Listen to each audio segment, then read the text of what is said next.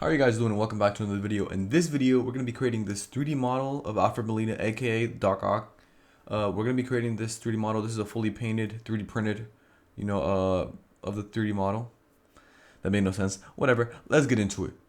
So kicking off, we're not using clay or anything. We're actually using the program called ZBrush. Kicking off, I'm using the clay buildup brush to really, build up things that really stood out to me. Mainly the cheeks. He's a chubbier. He has, a lot chubbier cheeks, a bigger nose. This was actually my first ever attempt to recreate, the appearance of a celebrity in ZBrush. It was actually my second 3D model ever in ZBrush. So I feel like so far I got a pretty good hang of everything. I will link in the description below someone who I really recommend you guys need to check out if you are trying to learn ZBrush. He had an amazing series. I learned ZBrush in about a week and it was just amazing. But back to the back to the ZBrush model. I'm using the Damien standard brush to crease out, like the crease around the cheeks. Right now I'm detailing the eyes. Big mistake that I made was using the 3D plane head instead of using like one that had all the details all like nice and cleaned out, like the eyes and the nose and the ears. Right here I had to basically do everything from scratch. A lot of time wasted. Nonetheless, we're here. One thing that I really liked using here, which I did not expect, was actually the H polish brush. Usually it's for hard surface sculpting, but it really leaves a nice, like sort of like clean, sharp edges, especially to the nose. I don't know, I just really liked how it came out, and it adds a nice balance because he's a chubby dude, but you still want to add like sharp features. So it really makes it nice because if you smooth out all the details, it ends up like muddy and doesn't look nice. But in this, it really really came out nice.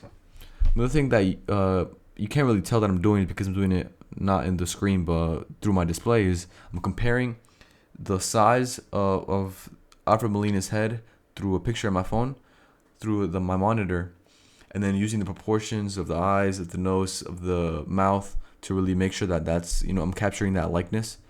But again, that's through the monitor, comparing it with my phone.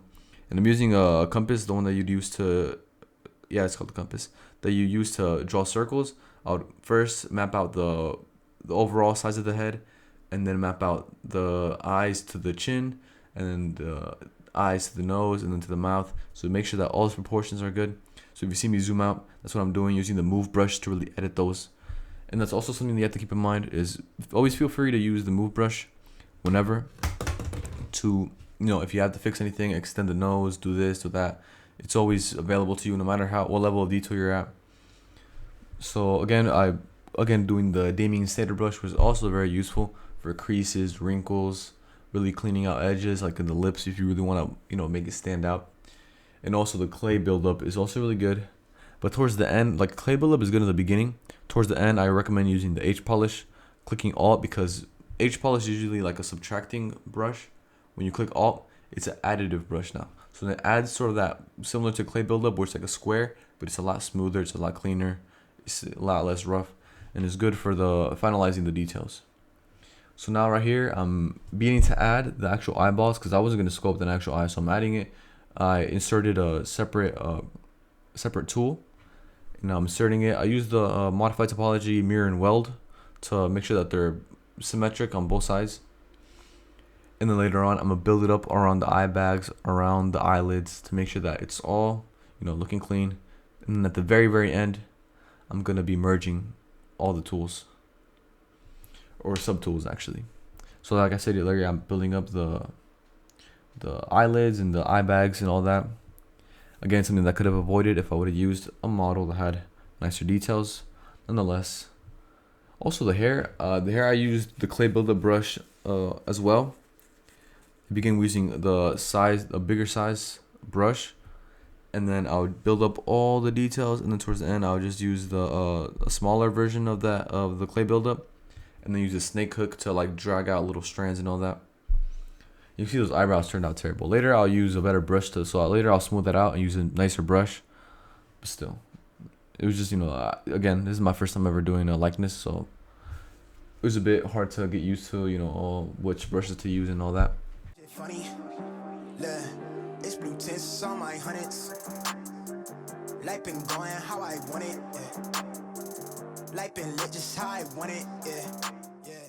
Using the Damien standard once again to crease out and add nicer edges overall to the eye, to all the details. It's a really handy tool, and I like to always use the lazy mouse so that it's not as wavy. If you always use like no lazy mouse, it always comes out wavy. It's not like a clean line. Even if you use a tiny little the radius, it's still very useful to use. Now she talking like she want me, yeah. Ay. Wave. Right now, I'm actually gonna be using the move brush because I have symmetry on. I'm gonna like curve the mouth a little bit because it just came out too straight, too flat. So with the move brush, I'm actually gonna like curve it around, so really add that nice curve. And later on, you know, I made a decision to actually have him smiling like in the trailer. Obviously, everyone's seen the trailer by now, where you know, he's like, "Hello, Peter," and you know, you wanted to add that smile, that smirk to it. It really adds a lot more character, and it really, you know, just looks a lot better than just, you know, straight face, or, you know, I could have done a mad expression. He was in the Spider-Man 2 movie. He does, you know, get angry in a couple of instances. But nonetheless, I went with the smile. It's a lot more. At this point, it's, you know, very.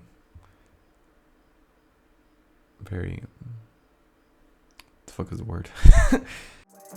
Look, life been lit just how I want it. Fuck, I look like stressing.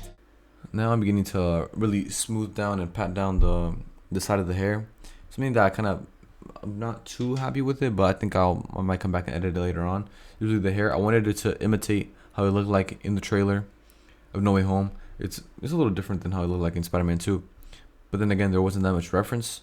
So from that one shot, I couldn't really get, you know, the way it was. So I ended up not even getting, it's not going to end up looking like Spider-Man 2.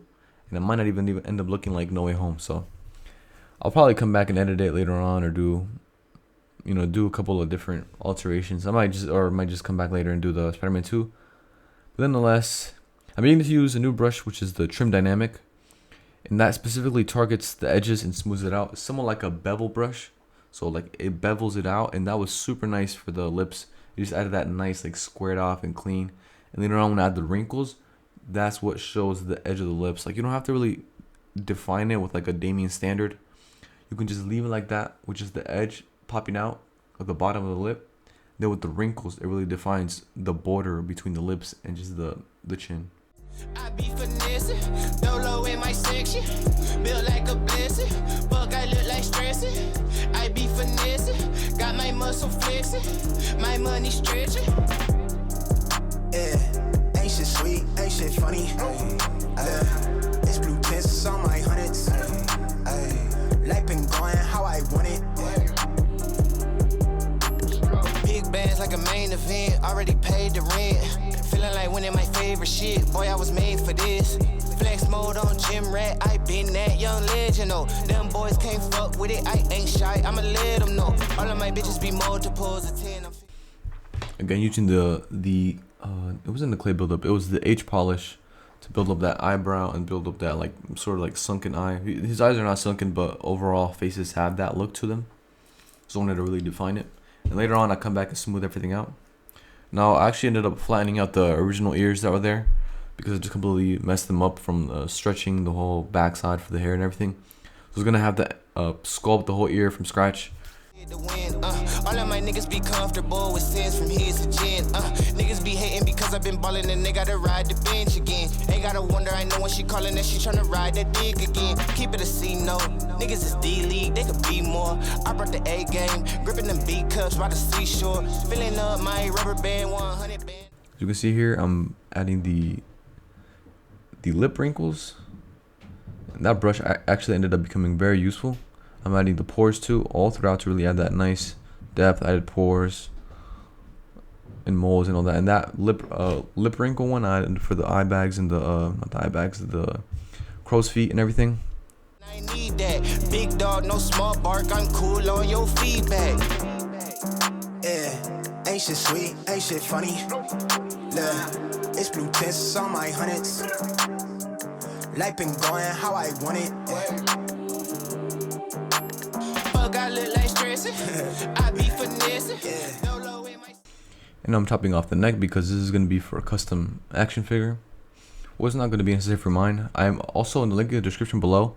I'm going to have the 3D model of this head. it's on my CG Trader account, so I'm gonna be selling it there. So if you are interested in purchasing this for your own figure, go ahead and click on the link in the description. And I actually forgot to press the X for the symmetry, so it ended up not even like, I ended up not even sculpt. I didn't want to sculpt it twice, so what I did is I selected it, I masked it out, split hidden, duplicated it, and then went to the other side, removed the other ear, and then added the new one that was completely realized, and you know, it was all smoothed out from the other one. And then what I ended up doing is using the pinch brush to really pinch those two, because there was a bit of it wasn't completely seamless the way it added.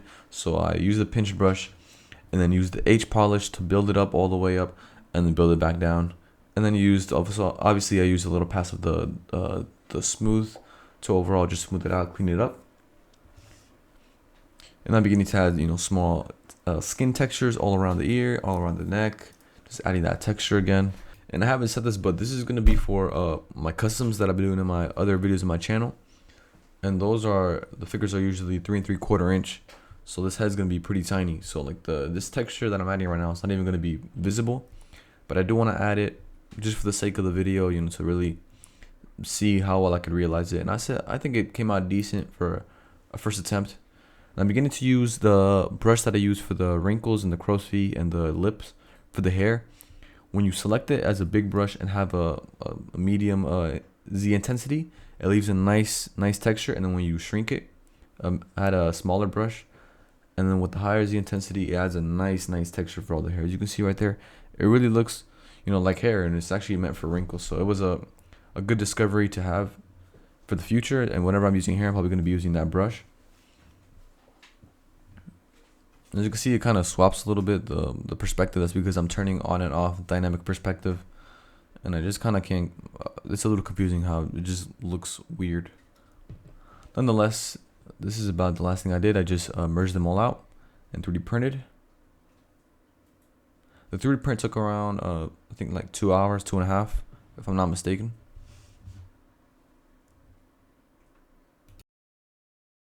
So this is the final result after painting it. Well, after 3D printing it and painting it. This is actually not for the scale that I tend to use, which is 1/18. This is 1/12. And I just 3D printed it just to, you know, see the details, how it really came out. This is just a test painting, so that's why I didn't record it. Later on, from my actual Ock custom, which is in the works, I'm going to be painting the other one, which is actually smaller than this, painting it. And from the information that I gathered from testing it out, hopefully I'll come out with a nicer result. Nonetheless, I appreciate you guys watching this video, and have a good day.